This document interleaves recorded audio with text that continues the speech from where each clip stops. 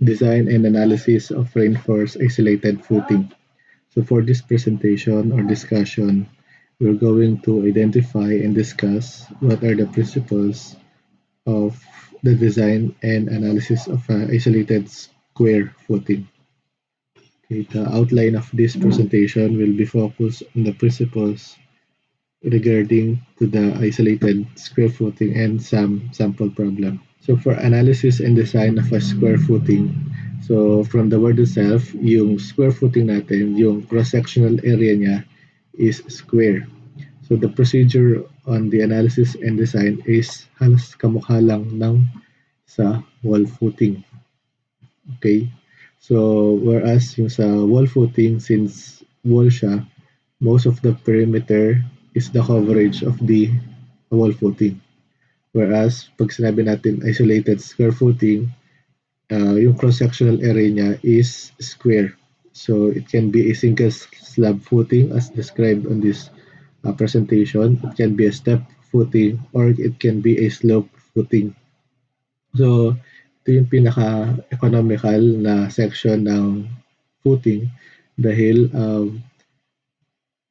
nakakover niya yung small area ng foundation plan.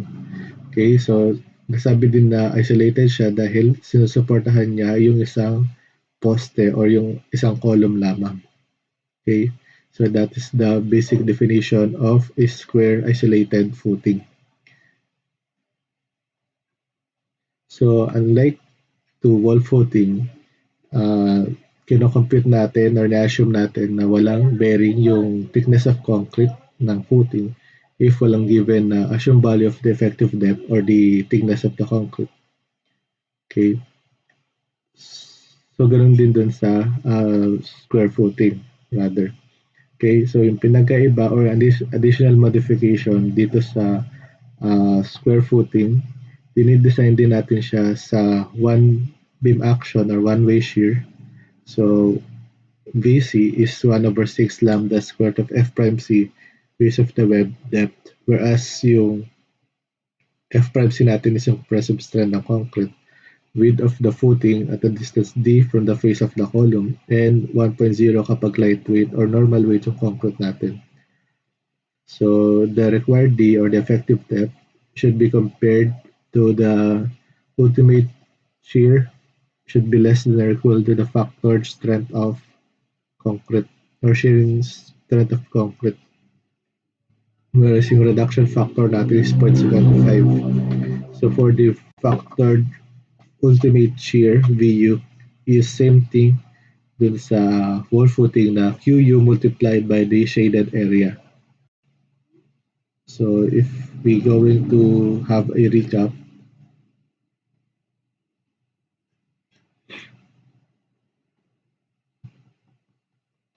this isolated footing is the shaded portion. VU is equivalent to QU or the ultimate shear strength multiplied by the shaded area. So this area, yung beginning niya is from the face of this column measured distance D for the effective depth, okay, and then the shaded area. So if assuming this is letter X and this one is the base of the width. So assuming the action of the foundation is behaving like this. So parang sinisira niya or nasisira yung ating section or yung ating pads measured from effective depth distance from the base of the column. And yung nominal wide beam shear stress, pag sinabi natin nominal, tinatanggal natin yung factor. So VW is VU over reduction factor base of the web and the effective depth. So this value or equation will result to a unit of stress, either megapascal, PSF, and etc. So isa pa sa modification na isolated square footing is aside sa dinidesign natin siya sa one-way shear, is didesign din natin siya sa two-way shear or two-way shear strength. in accordance to NSCP 2015 Section 422.6. So dito naman, yung shaded area pa rin, VU is equals to QU multiplied by the shaded area, whereas yung distance na to from this face of the column up to this shaded area is half distance of the effective depth. Okay, so half distance, half distance, half distance, and half distance of the effective depth. So if we're going to compute this length, we will have A plus D, whereas yung A is the section or width of the footing. And the two-way shear strength should be resisted with the effective depth and assume critical perimeter BO. So the critical perimeter BO is this broken line. Okay. So if the section is a square, definitely 4 times its width, okay, or this value, or A plus B. And it should be compared or equate. So ganun pa din, PVC should be greater than or equal to the VU, whereas yung modification natin dito, yung VC, for two-way shear, should be computed from the least of these three parameters. So 1/3 square root of F prime C BOD, 1/6 1 plus 2 beta multiplied by the lambda square root of F prime C BOD. So by the way, it has a lambda here. Okay. For letter C, 1/12, 2 plus alpha SD over BO multiplied by the modification factor for the weight of concrete, it's square root of prime C BOD. Whereas yung beta is the ratio of the longer side of the column divided by the shorter side of the column. Alpha S is equivalent to 40 if the column is interior, 30 naman kapag edge yung column, and 24 corner column. So yung most of the time daw nag-govern yung letter A equation natin dito. But it should be checked on this following equation. For the punching nominal shear stress, we have VU over phi BOD. So yung kanina BW, dito naman BOD. So for the bearing stress or sa load transfer, so ito yung equation natin. So aside doon is dinidesign din natin yung kanyang footing sa bearing stress, or kumbaga paano magbe-behave or magte-transfer yung load ng column to the footing. So the loaded area is projected 45 degrees, so slope niya 2 horizontal and 1 vertical. So ganun din, minimum area of the reinforcement development length is same thing what sa mga na-discuss natin before.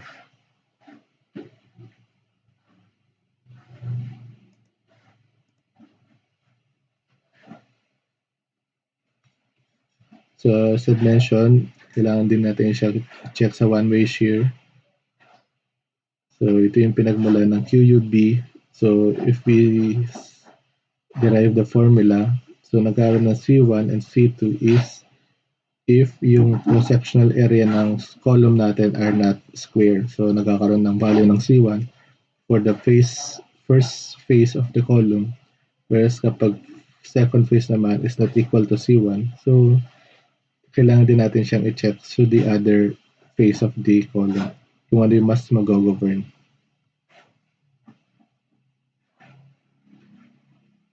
So moments in column, so katulad din before, if we substitute or equate this diagram, so kapag reinforced concrete, yung critical section niya is sa as face of the column. So if ganun yung scenario natin, makakapag-derive tayo ng ultimate moment na 1/8 QUB B minus C1 over 2.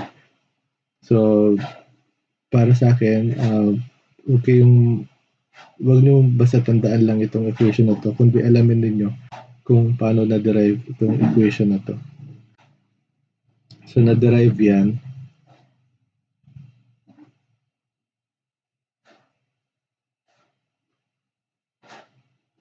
derive yan base dito sa ating section.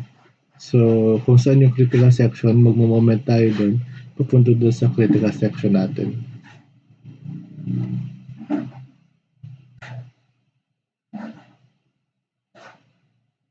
And for the footing having a bending axis, for general equation mc over I for the moment, if the moment is along x-axis, yung distance natin, c, is measured from the y-axis. Kapag maximum bendings in the both axes, parehas na positive yung gagamitin natin dito. Kapag naman minimum or least, minus ito. So, in short, if we want to consider all the parameters, we can substitute na positive ito negative, ito naman negative, ito naman ay positive. So, if I'm not mistaken, at least 4 equation or 5 yung ma-generate natin by this general formula. And since square footing yung ating section, applying the derivation of square footing. So for square footing, we have p over b squared plus or minus 6mx b cubed plus or minus 6my b cubed. Okay. For subtle problem, this problem is in reference to the problem 4.1 in the book of Engineer Mark Jefferson B. Castro. So a square footing is to support a 500 millimeter by 500 millimeter square tide column having a services live load and services dead load and live load of 1,200 and 1,120 kilonewtons respectively. The column is reinforced with 8 pieces of 25 millimeter diameter bars. The base of the footing is 1.5 meters from the natural grade line, where the allowable soil pressure is 310 kilopascal. The soil above the footing has a unit weight of 15.6 kilonewtons per cubic meter, Fy of 275 and Fprimes of 27.5 megapascal respectively, while the unit weight of the soil is 23.5 kilonewtons per cubic meter. Using 25 millimeter diameter of bars and 75 millimeter concrete cover, design the footing using NSCP 2015. So, para ma-solve natin yung equation na to, i-identify natin what are the given. So, mention na square yung column natin having a dimension of 500 by 500 millimeter na mayroong reinforcement na 8 piraso na 25 millimeter diameter bar. Dead load of 1,200 kilonewtons and live load of 1,120. So, this one is 1,120. Okay, 1,120.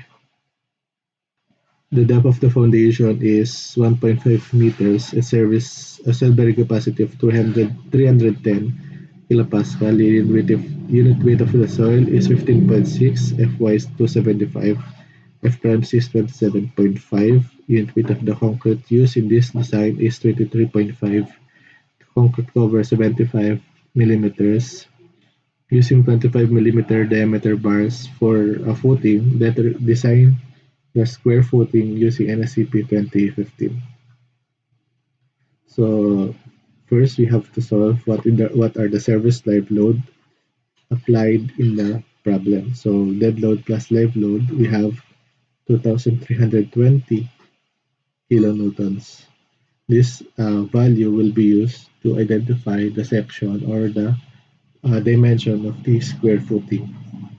And for another parameters, we have to compute the factored load applied naman. So the common factored equation for the dead load and live load is 1.2 DL plus 1.6 LL and 1.4 dead load. So if we apply this equation and calculate it, we have 3,232 kilonewtons. Whereas if we multiply the factor 1.4 to the dead load, we only have 1,680 kilonewtons. So in this decision making, we have to identify what is the largest value. So in this case, 3,232 yung pipili natin at hindi yung 1,680.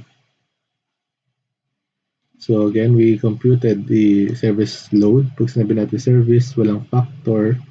Kapag naman ultimate, nandito yung word na U, we have to factor the given loads. So assuming, since walang binigay na dimension yung thickness of the isolated footing, we assume that initially there's no bearing yung thickness ng concrete natin or ng concrete footing natin. So initially, we have to compute the effective soil pressure na allowable minus the effect of the concrete, gamma C, HC, minus the effect of soil, gamma S, HS, and QS, or if the problem or the soil has a surcharge on it.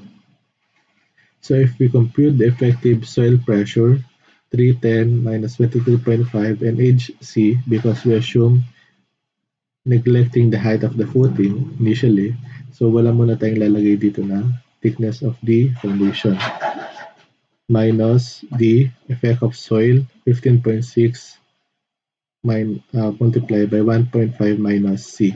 So yung gamma S natin, ito, the depth of the foundation minus height of the concrete.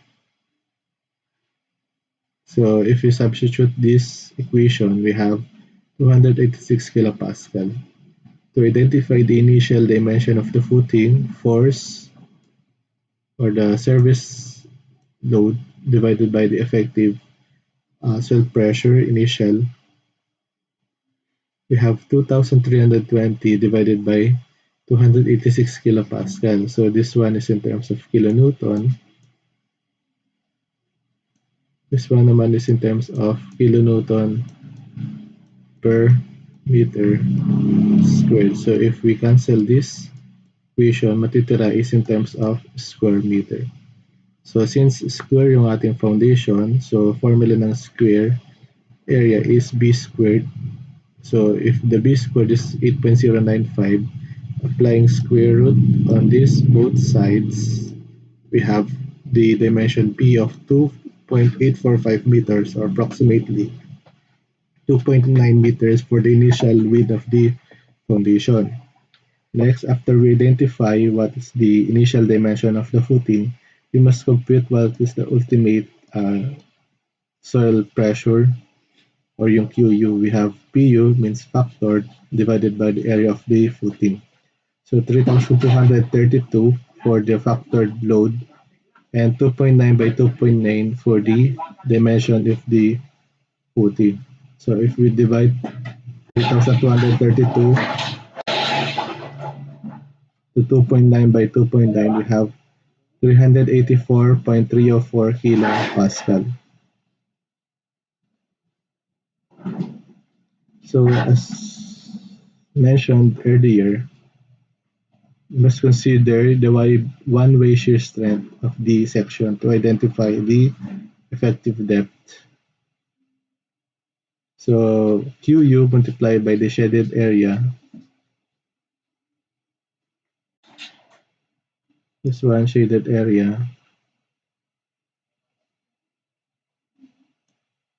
so B is the one side, and B minus A over 2 minus D is representing this X.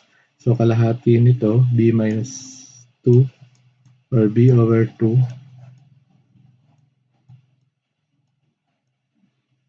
kalahati ng cross-section ng column, and yung effective depth distance measured from the face of the column to the critical section sa one-way shear. So,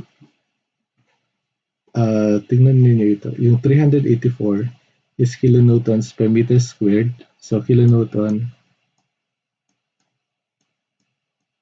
meter squared. And this value is in terms of meter. And this one will be meter. So, meter, dito makakancel yung meter. So in short, this VU represents or used the units kilonewton and meter. So para mapag-equate natin yung VC, kailangan yung VC natin is in terms of kilonewton at saka in terms of meter din.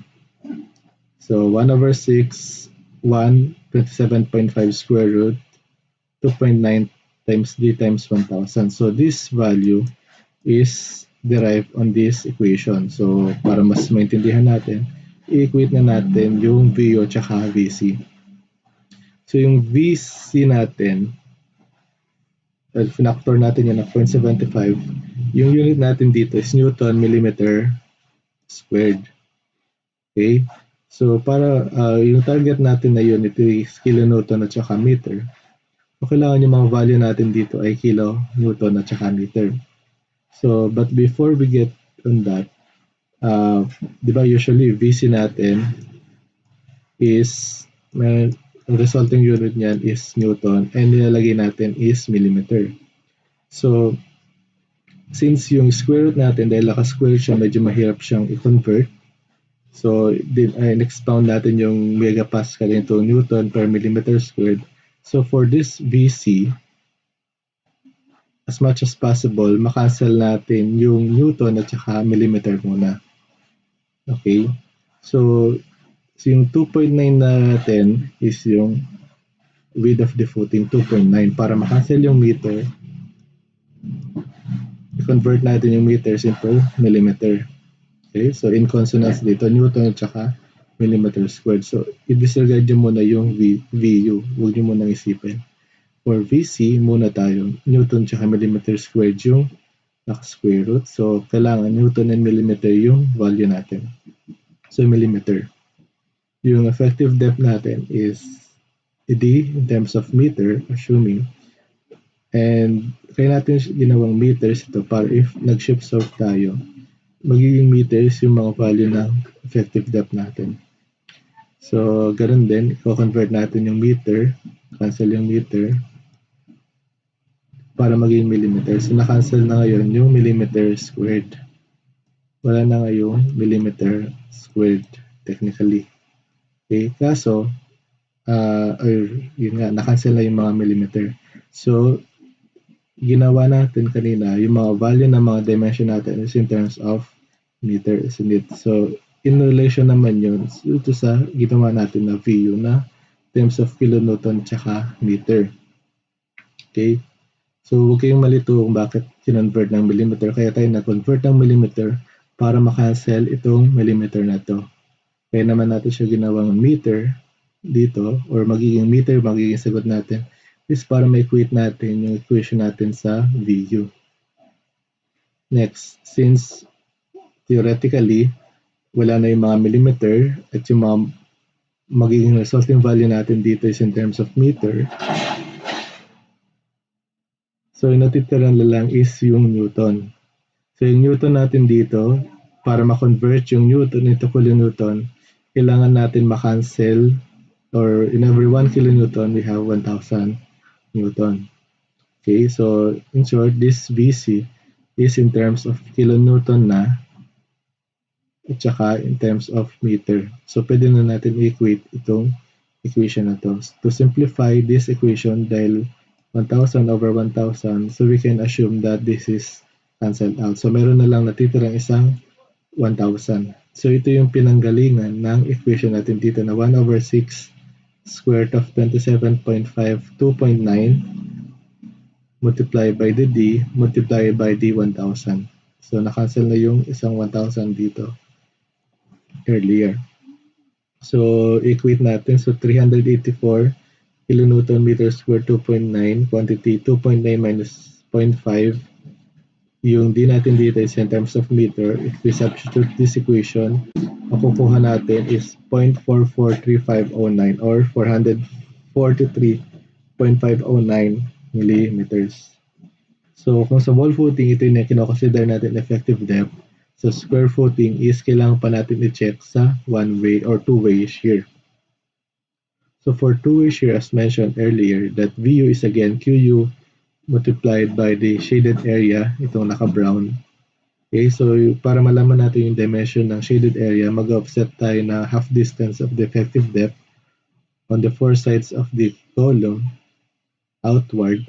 So makakakuha tayo ng b squared minus 0.5 plus d, o yung dimension ng ating column is 0.5, so 0.5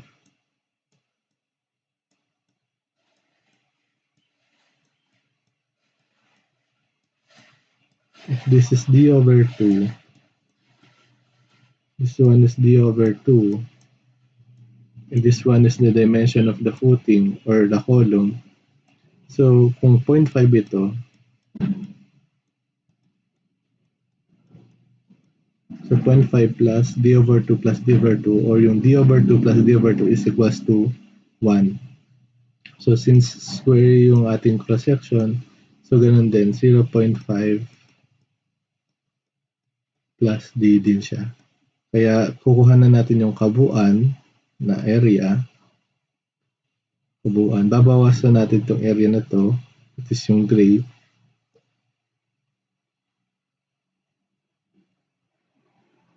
Okay, so yung natitirang area, yun na yung shaded area natin. So b squared, itong kabuuan, minus 0.5 plus d, itong first side, at saka 0.5 plus d sa other side naman. Or, you can squared na lang itong 0.5 plus d dahil pares lang din naman sila. So for VU, we have 384.304 multiplied by 2.9 squared minus 0.5 plus d squared. So kailangan natin i-compare or i-calculate in accordance with table 422.6.5.2. So 1 over 3 f prime c BOD 1 over 6 1 plus 2 beta lambda squared f prime c BOD, and letter C 1 over 12 2 plus alpha SD over BO lambda squared f prime c BOD. Yung BOD yung perimeter ng punching shear natin, or yung 4 times ng width na to, or 0.5 plus d, or for BO we have 4 times of 0.5 plus d. So going recap lang, beta is the longest side over the shorter side. Alpha S 40 for interior, 30 for edge, and 20 for corner. And for normal it is 1.0. So equating this value, we have 1/3 1.0. So meron tong lambda. Paki-modify na lang. Square root of 27.5 multiplied by 4. For this 4 is the BO. Yung D is the effective depth, and katulad dong sa derivation natin dito kanina, ganun din yung reason bakit merong multiplier dito na 1,000. Okay? So for beta naman, since para sa section na 0.5 plus 0.5 or 0.5 or 1, so ito din yung magiging equation natin for A, B, and C respectively. 40 yung ating alpha S. Okay? If we substitute those equations sa letter A, tsaka sa VU along the punching shear, we have 525.704 and 408.096 for equation B. And for equation C, we have 491.640. So among those value, pipili tayo yung pinakamalaki na dimension, which is yung 525.704. Ngayon, if i-compare naman natin ngayon yung value ng sa one-way shear tsaka sa two-way shear, sa one-way shear earlier, nakakuha tayo ng V na 443.509 along sa one-way shear or beam action. Whereas sa two-way shear naman is 525.704. So among the two value of D, so pipili tayo ng pinakamalaki na value ng D. Okay, which is yung 525.704. So, since yun yung value ng D natin, so identify naman natin ngayon if ano yung value ng HC o yung thickness of the concrete. So, itong HC natin.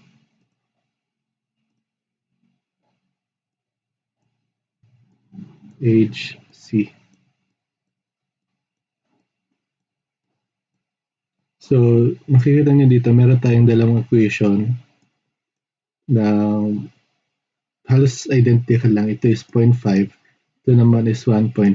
So, yung pinanggalingan niyan is yung 1.5 is measured, di ba? Ito yung concrete cover, hanggang dito, concrete cover. Tapos, centroid of the reinforcement. Ito yung ating first equation, 1.5D. So, concrete cover plus 1.5 times of the diameter of bar plus yung D, yun yung HC natin.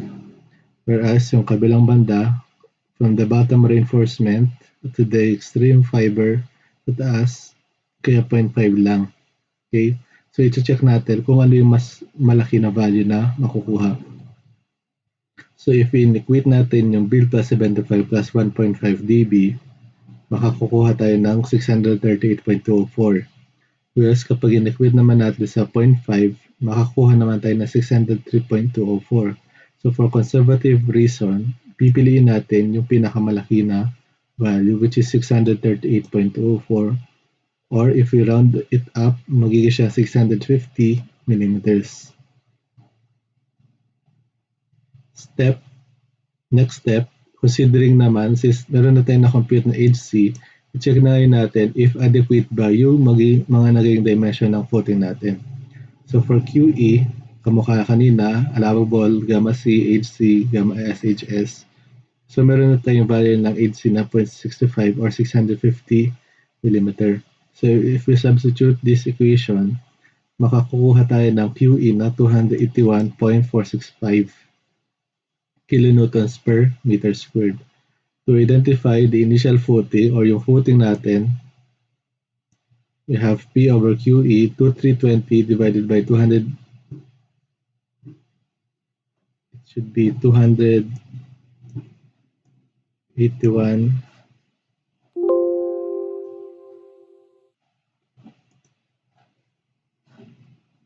It should be 281.465. I-recompute ko lang. 2320 divided by 281.465. So 8.20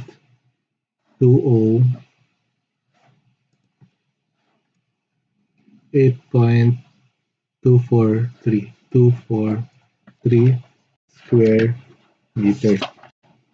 So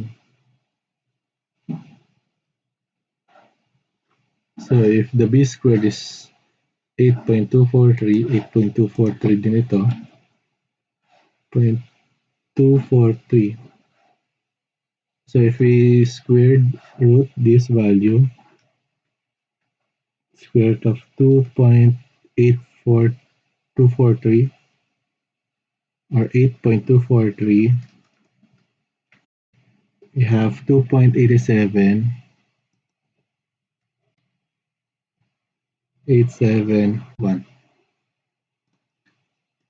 So again, if we compute the modified QE in consideration to HC na na-compute natin earlier, so makakukuha tayo ng 281.465, and if we divide the service load with the QE, we have 8.240 square meter. Since square yung ating cross-section, to identify the width of the square footing, we must square root these two value. That leads to 2.871 or approximately 2.9 meters. So ito na yung B natin. So kanina 2.9. So consequently 2.9 din yung nagot natin. So tama lang yung ating dimension na 2.9 by 2.9. However, if the value of this B yields to, for example, 2.92, magiging na siyang 3 meters. So yung 3 meters na yung gagamitin natin na width, ito hindi na yung 2.9. And ulitin ko lang, consequently na parehas lang, nag-yield din siya sa 2.9. So ibig sabihin yung 2.9 natin na section na na-compute kanina is tama or adequate na. For To identify if tama naman yung in-apply natin na HC, is kuhanin muna natin ulit yung QU, that is PU over area of the footing, 3232 divided by 2.9 by 2.9, that is to 384.304 kilopascal. So if you're going to provide a Q along x-axis, so kamukha nung kanina, kumbaga binaligtad lang natin, magkakaroon tayo ng isang axis na 1.5 yung kanyang minimultiply. Ito naman is kalahati lang. So pipili tayo ng pinakamalaking or kung anong yung value ng height of concrete na ipoprovide natin. I-compare natin sa nilagay natin. Okay? So on the other side, HC minus 75 minus diameter bar na kalahati, parang binaligtad lang na, sinubstitute natin yung D sa C. This is D.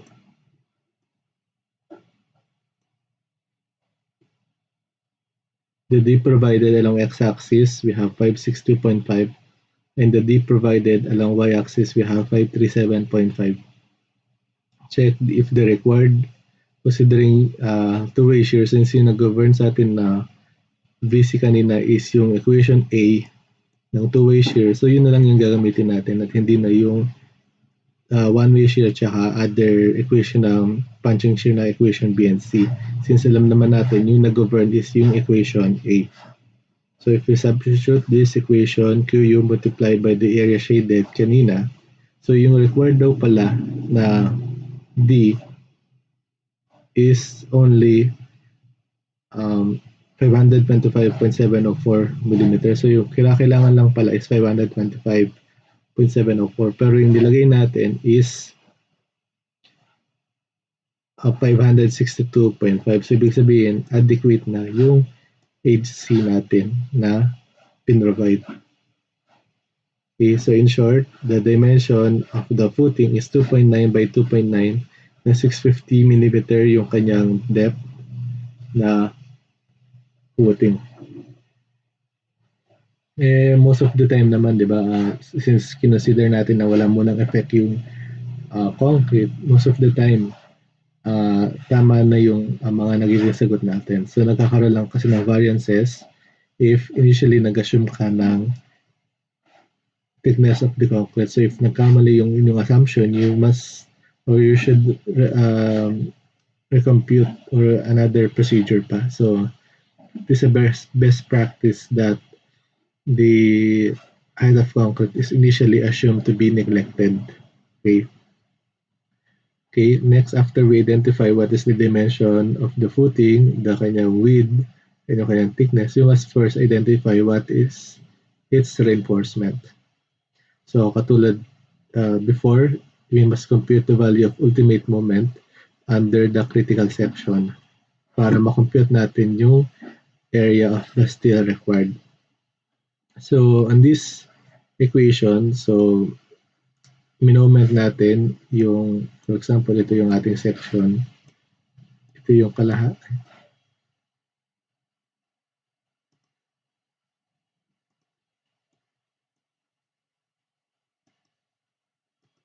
Ito yung kalahati. Ito yung column width or column. So, nag-moment tayo dito. Square to.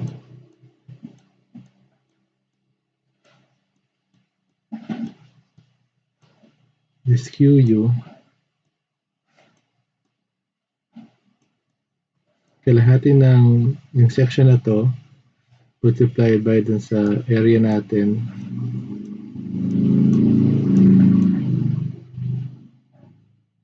So yung 1.2 QU 1.2 ito.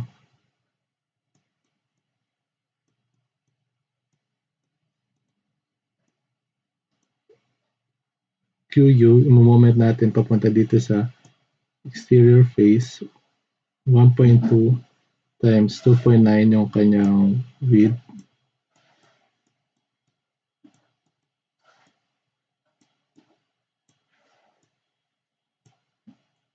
Tapos kalahati ng 1.2 moment arm. So makakuha tayo ng 802.427 kilonewton meter. So check natin if tension controlled.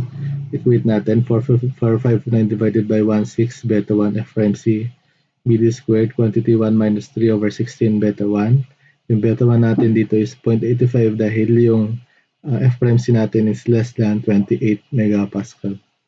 So if we compared or use this equation, makakuha tayo ng MNT na 517.371 kilonewtons, which is greater than to the ultimate moment. So ibig sabihin tension controlled siya and yung reduction factor natin is 0.9.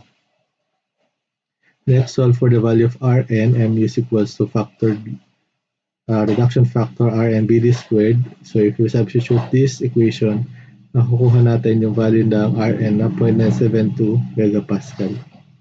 Next, compute the steel reinforcement ratio 0.85 F prime C Fy quantity 1 minus square root of 1 minus 2 Rn over 0.85 F prime C. If we substitute this value, makakuha tayo ng 0.00361. Check natin if pasok yan sa minimum na 1.4.509. So since yung minimum natin is 0.00509 na, and yung raw natin is 0.00361 lang, so yung gagamitin natin is yung minimum na 0.00509. Okay, so rho is equals to AS over BD or AS equals to rho BD. So if we substitute this value, makakuha tayo ng 8,303.063 square millimeter. So this value will be used to identify the number of reinforcement each side. Okay, so area is 8303.063 and yung area of 1 bar is 0.25 squared of 0.25 pi. Makakuha tayo ng 16.915 or say 17 pieces each side. Okay, to identify the maximum spacing, we have a 3H or 3 times 650, 1950 or yung 450. So compare natin siya sa spacing. So yung spacing natin or yung ating spacing is yung B natin is equals to the dalawang concrete cover plus 16 pieces ng diameter bar or 17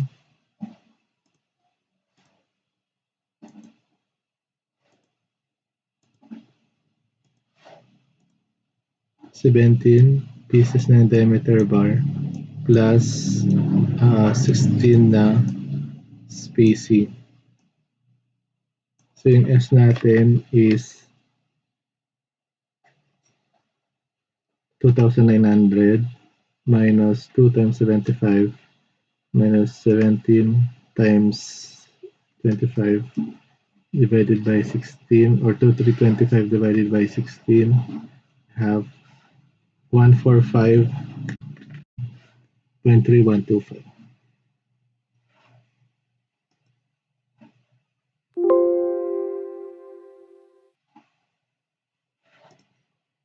So we have 145.3125,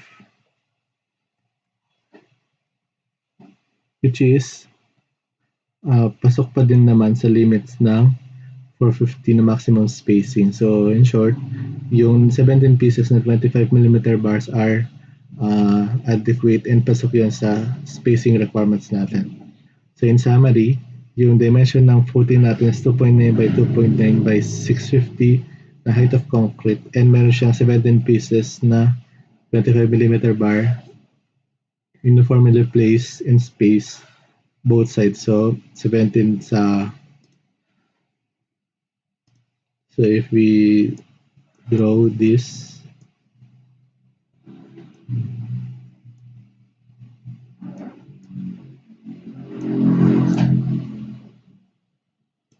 so this is 2.9